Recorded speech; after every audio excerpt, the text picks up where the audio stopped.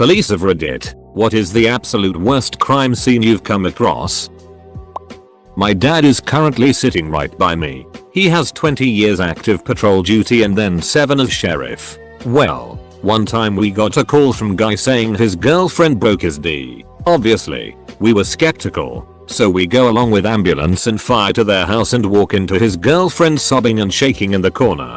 We walk into the bedroom and let me tell you, D's might not be able to break, but this was a very broken D. Turns out they had gotten drunk and she wanted to hop on his D by jumping from the top of their headboard onto him. Yeah, didn't work. She bent his D in half. By the time we got there it had turned black and people and the bottom part was swelled but the top part was just flopping. I felt bad for that guy. The other one was a call we got from this woman saying Mrs. Ziz is 90 years old and we haven't seen her in 7 weeks. Can you pre-form a wellness check? This was in the middle of August after a couple streaks of 100-degree weather. 7 weeks is a long time. So me and Rich, his partner, go over and lo and behold no visible AC unit in this 100-year-old house. So we load up our noses with Vicks and open the door. Yeah, the Vicks didn't help. That house was well over 90 degrees Fahrenheit. This lady had basically melted into a sludgy mess with some human feature still visible on her couch. The vapor her body was giving off was on the windows like condensation.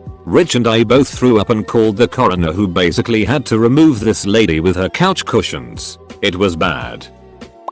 My 3rd year on the job, working a housing patrol, went to a domestic. Female caller on the line screaming. Getting constant updates as my partner and I run up 14 flights of stairs. We finally reach the door. I'm ducking gassed. My partner was a little Puerto Rican dude. Great cop.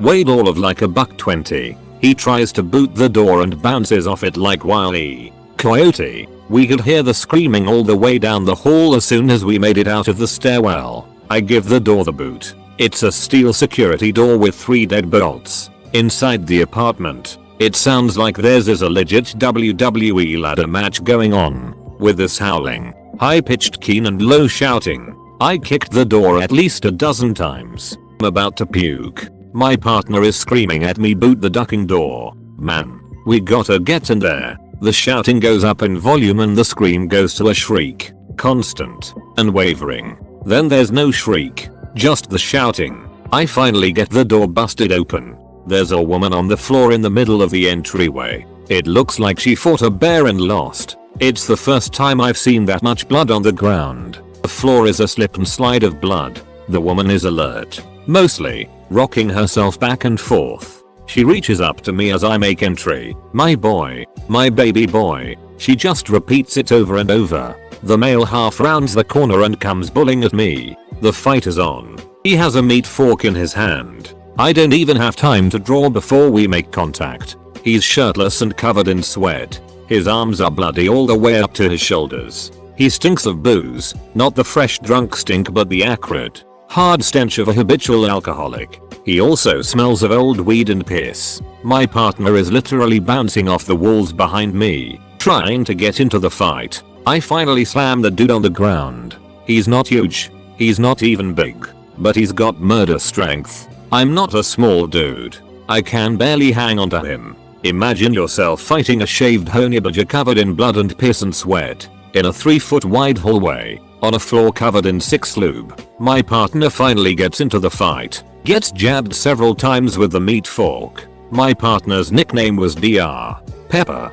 He starts yelling spray spray spray, while I am trying to clobber the it out of the dude with my MacLeod. My partner dumps a Hulkin on this dude, and also on me. I've been sprayed so many times by him that I am mostly used to it. I don't remember a whole lot after that, except hearing my gun. I do remember seeing the dude's right arm coming out and I see the pistol. There are a lot of gunshots. I don't know how many were mine. Epilogue. The female victim had 47 stab wounds. She survived, although she incurred debilitating injuries. My partner was stabbed with the meat fork 3 times. Twice in the right thigh and once in the right forearm. He also suffered a gunshot wound to the throat. Recovered and retired last year after 20 years on the job. I took several stabs, the worst of which being my right hand and right shoulder. I still have permanent damage and loss of motor function. The suspect lived. although he is now confined to a wheelchair and uses a colostomy bag. The 4-year-old boy who was thrown out of the window while I was trying to kick the door down didn't survive. I'm still on the street. This incident was the first of the worst. I dream about them every night. Edited, I get caught up in reliving the event as the images translate themselves to words and my brain works faster than my fingers, resulting in errors that I, also being a writer of some poor renown, cannot allow to remain. Thus meat fork has been edited to meat fork, to wit, a large, two-pronged fork utilized to serve roasts and turkey, or to stab people with. Edit number 2, they have been a lot of Monday morning quarterbacks and they have all been right. I was still relatively new. Despite the fact of working in a large, busy agency, the standards of police training at the time could best be described as either laughable or what the actual duck. We should have gone and guns out, ready to do work. We didn't. I was immediately in a lethal force encounter with a clear risk of death or great bodily harm to myself or others. My brain hadn't made that gear change. I was still in a wrestling match. Shooting bad guys at the time was very seriously discouraged. It wasn't until I saw the gun that I realized I was in a no I could die scenario. I was trapped in the mindset of trying to gain compliance against a smaller, albeit armed and determined opponent. It didn't occur to me that I or my partner could be killed. I wasn't physically aware of my injuries until the conclusion of the incident. Prior to that incident, I'd been involved in several encounters with subjects possessing either blunt or edged weapons and our standard response, despite all the hue and cry over the Tula rule, was rush in, dogpile, wallop the crap out of, cuff, stuff in the wagon and then go for waffles. A former colleague and very well regarded instructor puts it thus: learning occurs only after repeated, demoralizing failures.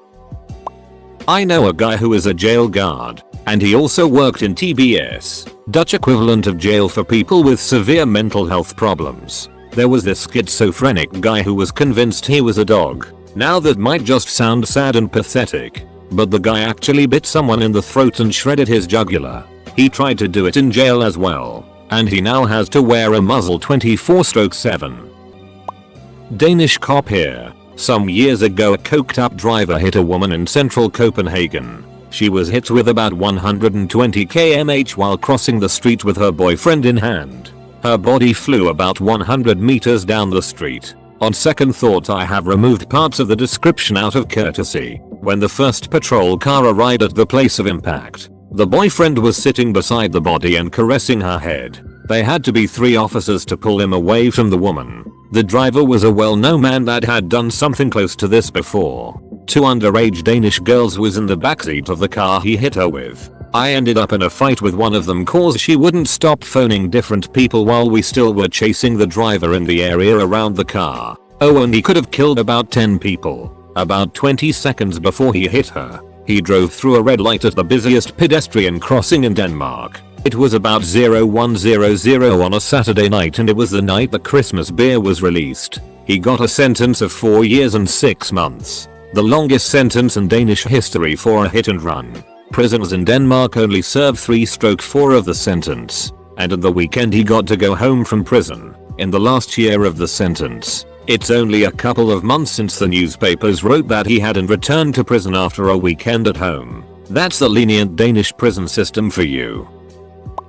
A guy high on dust aka PCP went over to his adult sister's house right before they left for a family birthday party. As the family is packing the car up, the guy remains behind in his 7-year-old niece's bedroom still high on dust. His niece forgets something in her room and runs back upstairs into the apartment. As soon as she reaches the apartment she hears a gunshot. She walks into her room and sees her uncle proned out on the floor bleeding profusely from the back of his head. Brains all over her bedroom wall. Family calls 911. I show up walking and assume the guy is dead by lack of movement and loss of blood. Find the gun. Make it safe. And out of nowhere hear a huge deep breath and see the guy's chest moving. With half of his brain blown apart, the guy was still alive for at least 10 minutes but unresponsive. Medics transported to hospital where he died but donated his organs. In the end it's a little girl who will live with that picture of her uncle for the rest of her life. It would be nice if you could take every kid out of every bad situation so they have a fighting chance to live a normal life. Added story. Suicidal female walks to the top of a 9-story hospital parking garage. Does a backwards swan dive off the top trying to kill herself. Ends up landing on both of her feet which take all the impact. Every bone from her feet up to her first rib is shattered but somehow she was still alive as I got there first. Looked like a slinky as EMS picked her up from the ground to transport which in the end was futile. But for the few minutes I was on scene with her I was able to speak to the woman who was still conscious. The most peaceful and eerily quiet conversation I had with a person who knew they were dead. Little girl tells her school nurse it hurts to pee. This leads to her making statements indicating molestation so they send her to hospital and call me. SANE nurse confirms there is trauma to her V. Because she is a child I cannot ask her questions. We set up a forensic interview with people trained to deal with this so it is less stressful. But I can listen in while she is talking to doctors. I hear her say when I'm bad mommy and uncle bad touch, name changed for privacy, stick fingers inside me. So now I go find mom, expecting to hear complete denial. Nope. She tells me as a form of punishment she inserts fingers into her 5-year-old's V. A brother, who lives with her, does it also. I wish I was making this up. Before you ask, the case was sent to the county prosecutor. I haven't heard anything from it since which means she pleaded out, it was dropped, or it's still awaiting trial. I've seen some pretty gruesome murders and accidents. Saw a woman stabbed over 50 times. A guy whose head was completely caved in by his steering wheel. Plenty of suicides via shotgun to the mouth. The one that stands out to me the most wasn't fatal. And it wasn't even that gruesome. Some guy got high on PCP and thought everyone was a demon. An older woman, early 60s, woman was driving by and he decided to fight her. Pulled her out of her car and pummeled her face. Knocked her teeth out. Bruised her face real good. Gave her brain damage. She was conscious throughout the entire ordeal and I was the first on scene. It shocked me because she was minding her own business when this arsehole decided to ruin her life. It was random and unprovoked. If I'm not mistaken she had to quit her job due to memory issues from the brain injury. On top of that we had to fight the guy for a good 3 minutes until we got him into custody. He was a big guy and got roughed up pretty good but he was feeling no pain at all. My taser had absolutely no effect. We only got him into cuffs when 6 officers held him down and pulled his arms into place. He then proceeded to spit blood on us. Not a policeman, but I know a former forensic scientist. She described a case one time where a father of 2 didn't receive custody of his kids after a divorce. He flipped out and kidnapped his kids. A homeless man handed him 2 plastic bags into a police station a few days later of body parts that had been cut up. She had to reassemble the kids' bodies so they could be identified. It wasn't all I ever saw, but certainly the worst. My career was effectively ended by a lady that got hit by a car. It basically ripped her whole face off, except her eyes. Basically from the nose down. You could see her vocal cords. She was convulsing on the ground, and a crowd of people were standing around her. I was first there, and she was still alive. There was absolutely nothing I could do for her at that point. It was obvious she was bleeding out. I got down on the pavement, cradled her in my arms and told her she would be okay. While I tried to stop some of the bleeding, I knew I was lying, but I wanted her to not feel alone and scared when she died. She passed in my arms. As the medics showed up, they worked on her for a bit, but they called it before the chopper landed. 2 weeks later I quit. I've had severe PTSD since then. I drink Alad to self-medicate. I go to therapy. I've lost almost all of my friends and several jobs. I take pills every day for depression. Sorry for the vivid description, but you asked. I can still smell it, see it, the works. Shameless plugs. Since this place is a ducking graveyard on the front page, here's an older one submitted last month. Courtesy of you Candlecrisha. More than an officer who volunteers at my work from time to time told me that his worst experience was during his first year on the job. Apparently there was a car accident where the driver was wedged halfway out of the overturned car. Unfortunately, since the car was on fire, they couldn't help the man out and had to stand there and watch him burn to death while he screamed for them to help him. And another. Thanks you corpse husband pastor and you /17 herp derp. More than a call goes out for reported screaming at mid-January. Important later, my father and another office respond to find a known deranged individual, very long rap sheet and has been in and out of psychiatric care for years, sitting on the front porch holding a double-sided wood-splitting axe. Steam is coming up off the grass and there are chunks lying all over the lawn. Upon interviewing the suspect, he admits that he and a friend were playing poker. The suspect was losing nearly every hand and came to the conclusion that his friend was a H8, Southern for ghost, and was cheating him. The suspect grabbed the axe and chased his friend outside and hacked him into dozens of pieces, thus causing the warm blood to create steam on the grass. My dad tells the suspect that he needs to get in the police car because it's H8 proof. He said the suspect dropped the axe and sprinted to get in the backseat while thanking them for helping him. TL. Doctor, my father convinced an axe murder to get in his cop car because it's ghost proof.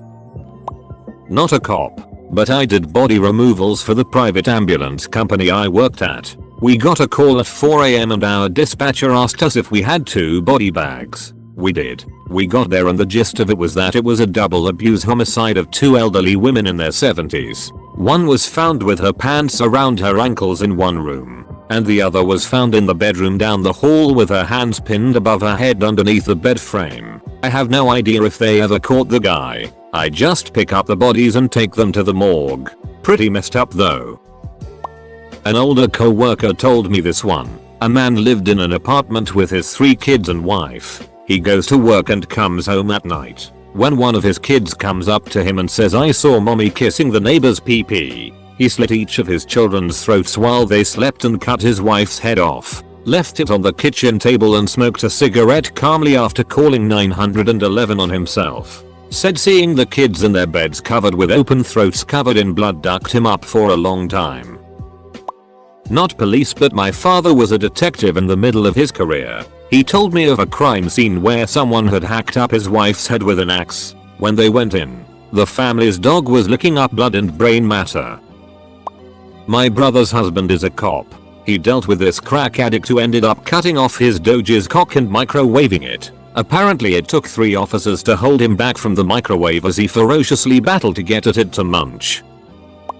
Not a cop, but I am in college to become one. One of my professors at the time worked homicide as a lieutenant at the precinct and brought in crime scene photos all the time to show us on the projector. One was of this 17-year-old kid who'd had his head caved in on the early 2000s. It was a pretty big case at the time in Philadelphia. He worked construction part-time and walked home every Friday with a couple $100 in cash for his pay. His best friends, 1 girl and 2 guys, all in the 16-18 range, wanted to make a quick buck. The girl lured him to this regular meet-up spot for 6 out near some woods. When he started taking his clothes off, the 3 friends jumped him. The 18-year-old guy, if I remember right, had a hammer, and his brother had a cinder block. Kid didn't stand a chance. His parents had to identify him based on the clothes he was wearing because there was practically nothing left of his face or hands. Defensive wounds. The brother got tried as an adult and got 25 to life. The 18-year-old got life. The girl got 15 for ratting out the other 2. Edit. Yes. This is the case of Jason Sweeney.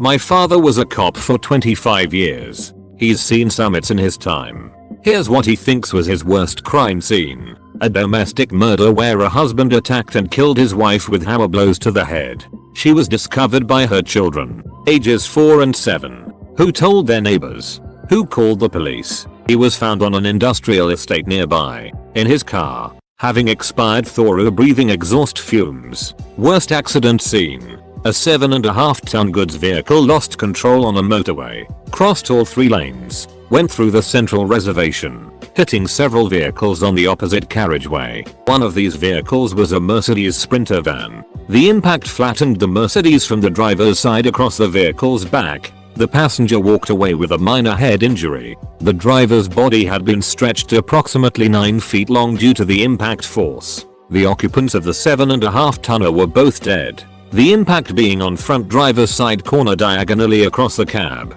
The driver was decapitated from his chin up. The passenger was decapitated from the middle of her nose up. Extracting the remains was an interesting experience. Edit. Spelling.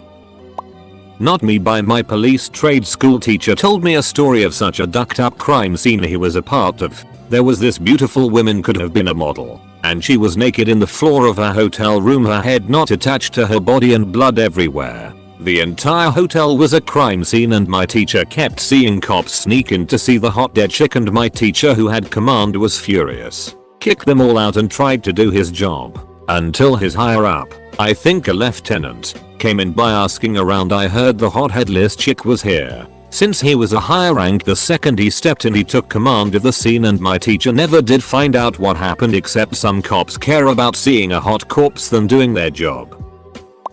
One time on the south side of Chicago, I was on patrol with my partner and we saw people crowding around at the corner and intersection. It was the beginning of spring when there's huge spikes in gang activity because the weather is finally nice and you can finally go outside. Unfortunately, this means there are lots of other people also outside and some of them aren't so neighborly. So we see this crowd of people and assume there was a gang related incident. I announced myself and some people scattered, but a bunch stayed and I had to work my way through. I still couldn't see what they were surrounding until I got to the most inner circle where an old woman in a nightgown was sobbing over the body of the serious tag that OP should have put on this post.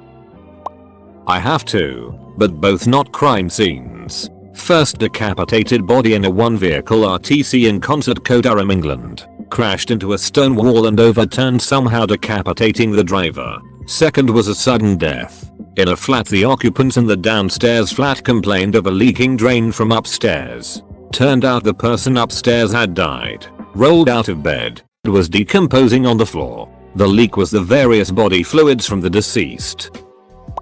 My dad's in the police in Britain and works in child and vulnerable adults protection in an English constabulary. He's seen some pretty ducked up things, but the worst one by far was this ring of people who bullied, tormented, and physically assaulted, punch, hosed water, vulnerable adults with mental capacities of children. I have no idea how he copes with it, but he seems to, and I love him so much for the amazing work he did and continues to do. Here's the article if you are so inclined.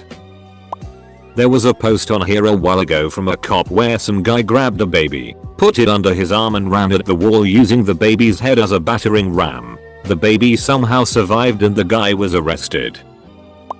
Not completely what OP is looking for, but a horrible scene nonetheless. My grandfather's friend was a truck driver for many years, and on one night while he was driving, a car swerved across the median and hit his truck head on. Killed everyone inside the car. And to make it worse, they had just crossed into America legally, so this small sedan had about 6 more people than it should have held stuffed into hollowed out places. So when he hit the car, a red mist just exploded out. He had people stuck up under the hood of his truck and it was a huge mess. Ducked him up for a while. Probably ducked up any responding officers too.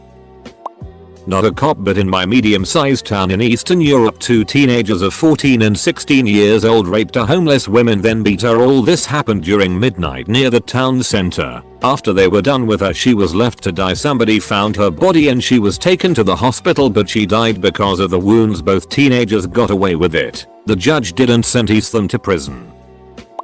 My dad was a cop and the worst case he ever had was while he was a detective. They caught a local teacher with something 8 full CDs of CP. The most awful thing about it that you have to go through it all to see if you can identify any adults in the pictures to try and get them busted.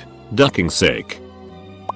Posting on the behalf of my friend sitting next to me. Worst crime scene I've been to was 6-month-old baby being thrown out a 6-story window because the mother believed she was possessed by the devil.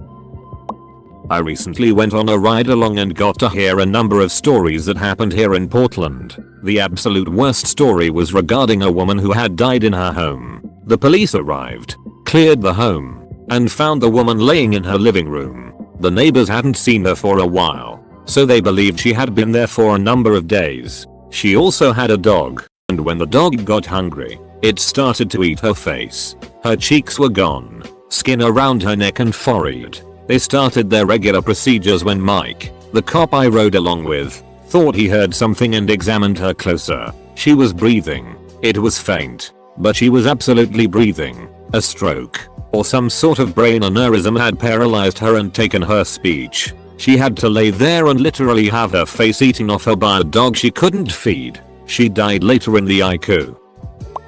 A friend of mine's dad is a cop. He told the story of one time he was called to investigate a fire that was lit in an alleyway. This was midday. He'd yet to eat lunch and had skipped breakfast, and upon arriving to the scene noticed a particularly appetizing aroma coming from the fire. His mouth was involuntarily watering. Turns out, the fire was an ignited carpet, rolled up, with a dead person inside of it. 4 uncles sexually abusing 2 minor females. None of the uncles knew the other 3 were doing it, of course. Now that the young girls are in their 30s and have denounced the actions of their uncles, they've been banished from the family for telling the family secret. Not in the police, but I just finished serving on a jury for a capital murder trial a couple of weeks ago. Basically, a guy beat his 2-year-old son to death, and during sentencing it came out that he molested his 4-year-old daughter as well. As part of the trial we had to view all the forensic photos of this poor kid. 84 bruises, 15 broken ribs, head contusions, brain hemorrhage, lacerated intestine, and the list went on and on. Most of the jurors were shaking with rage when we returned to the jury room that day. This one's a bit of a cliche, and not really a crime scene. Few months old DOA, elderly women with no family, just 2 dogs. Family out of state asked for us to check on her. Got into her apartment. She had been dead a few months. Other than the smell, the sight of her eating off fingers by the starving dogs that were there. I'm not in law enforcement, but ended up working very closely with them on one case that presented to my ER. A newborn infant had been microwaved by her mother's boyfriend because she wouldn't stop crying after he sexually violated her when changing her diaper. The baby's uncle found the baby and got enough neighbors gathered to set the boyfriend on fire. Police came in first with the baby. They gave me a heads up that the boyfriend might follow, but they decided to wait